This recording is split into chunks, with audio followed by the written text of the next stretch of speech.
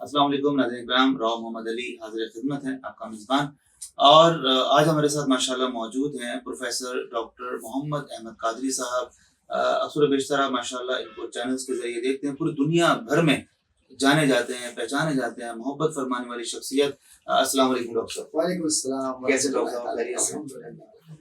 حج کی فضیلت کے حوالے سے ڈاکٹر صاحب ہم آج جاننے کی کوشش کر رہے ہیں، اور یہ آج ایک حامل قرآن کرنا چاہیں گے. اگر کوئی شخص ایسا ہو جس پہ حج فرض ہو جائے ڈاکٹر صاحب، اب ہوتا یہ ہے کہ یہ سعادت ایسی ہے، ہم نے دیکھا دنیا بھر میں کہ ہزاروں لاکھوں کروڑوں ہونے کے باوجود انسان حج نہیں کرتا، فرض ہونے کے باوجود بھی. تو ایسا کوئی شرعی حکم ہے کہ فضیلت کوئی تو ہم نے بے شمار سنی ہے، لیکن یہ بھی اس میں ڈاکٹر صاحب میں جاننا چاہوں گا کہ ایسا ہوتا ہے کہ سب کچھ ہونے کے باوجود کوئی حج نہ کرنے جائے جان بوجھ کر، شرعی حکم کیا ہے اس حوالے سے؟ اعوذ باللہ من الشیطان الرجیم. بسم اللہ الرحمن الرحیم. بہت بنیادی سوال ہے راؤ صاحب یہ کہ سب کچھ ہے لیکن حج نہیں کر رہے. بخل ہے، پیسہ بچانا ہے، اپنی طاقت بچانی ہے. کس نے دیا؟ رب نے دیا نا سب کچھ، اس کی عطا ہے. اور آپ کیا کر رہے ہیں کہ آپ اس نعمت کو ٹھکرا کر اپنی خواہش کے مطابق شیطان کی خواہشوں کے اسیر ہو رہے ہیں. تو نتیجہ کیا نکل رہا ہے کہ نتیجہ یہ نکل رہا ہے کہ آپ گناہ گار بھی ہو رہے ہیں کیونکہ فرض تلف کر رہے ہیں آپ.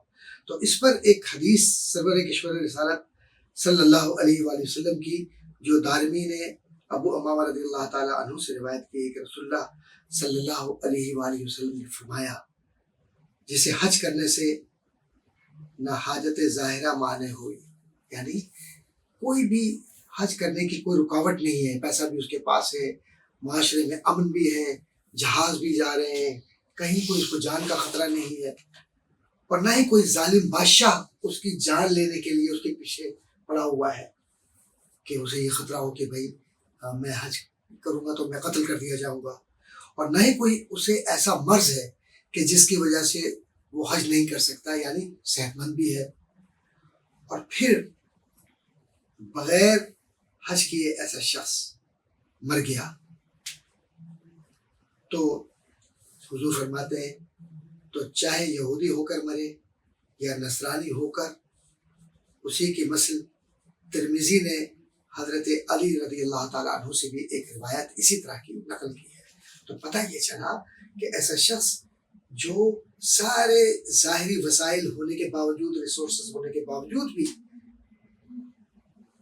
اللہ کے بارگاہ میں جا کر اپنے آپ کو پیش نہیں کر رہا اور حج نہیں کر رہا، تو پھر وہ سمجھے کہ اس کی موت یہودی اور نصرانی کی طرح ہے، یا اس نے اپنے آپ کو اللہ کے ان گناہ گار بندوں میں شامل کروا دیا کہ جب قیامت کے دن سوال ہوگا کہ تو نے فرائض کیا کیا پورے کیے، کیا کیا نہیں کیے، تو یہ سوال بھی ہوگا کہ تجھے ہم نے سب کچھ دیا تھا، صحت تجھے دی تھی، زندگی دی تھی، تیرے پاس وسائل تھے کہ تو نے اس کا استعمال نہیں کیا، تو اب بتا تیرے ساتھ کیا سلوک کیا جائے. ڈاکٹر صاحب بہت بھاری نقطہ جو آپ نے پیش کیا، اور اسی سے منسلک اس سے ریلیٹڈ ایک کوشچن ہم شامل پروگرام کریں گے. وہ یہ ڈاکٹر صاحب کہ کوئی حج کر کے آتا ہے تو ہر انسان یہ سوچتا ہے کہ جو حج کر کے تشریف لا رہے ہیں وہ کیسے ہوں گے. ہر انسان کی ایک جو کیفیت ہے وہ عجیب سی ہوتی ہے کہ وہ ایسے ہوں گے، کوئی کہتا ہے وہ ایسا ہوگا ویسا ہوگا. تو آپ یہ شاید فرمائیے گا ڈاکٹر صاحب کہ حاجی کو کیسا ہونا چاہیے؟ سبحان اللہ. حاجی کو کیسا ہونا چاہیے؟ سرور کشور رسالت کی سیرت کا پڑھتا ہونا چاہیے، سبحان اللہ، حضور کی محبت کا اور حضور کے عشق کا وارفتہ ہونا چاہیے. اس میں ایسی کیفیت ہو کہ مکے اور مدینے سے دور ہونے کے بعد جیسے ایک عاشق تڑپتا ہے اور پھر عشق میں وہ اپنی جو محبتوں کے معیارات ہیں ان کو برقرار رکھتا ہے کہ مجھے کبھی جھوٹ نہیں بولنا، کسی کے ساتھ وعدہ خلافی نہیں کرنی، کسی کا دل آزاری نہیں کرنی، کسی کا حق نہیں کھانا، جو اللہ کے نبی نے دیا اس پر عمل کرنا ہے، اور جس سے روکا اس سے رک جانا ہے.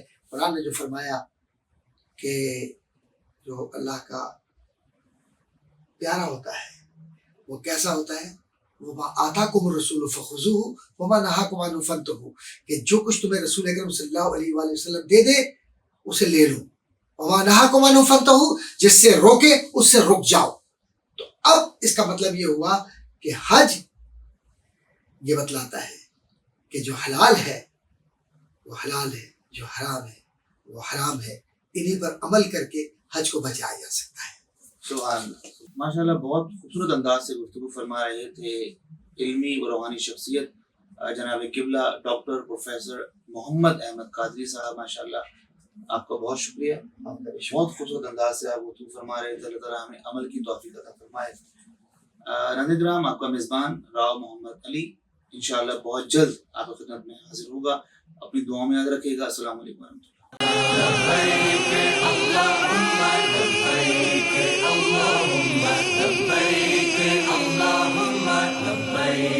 اللهم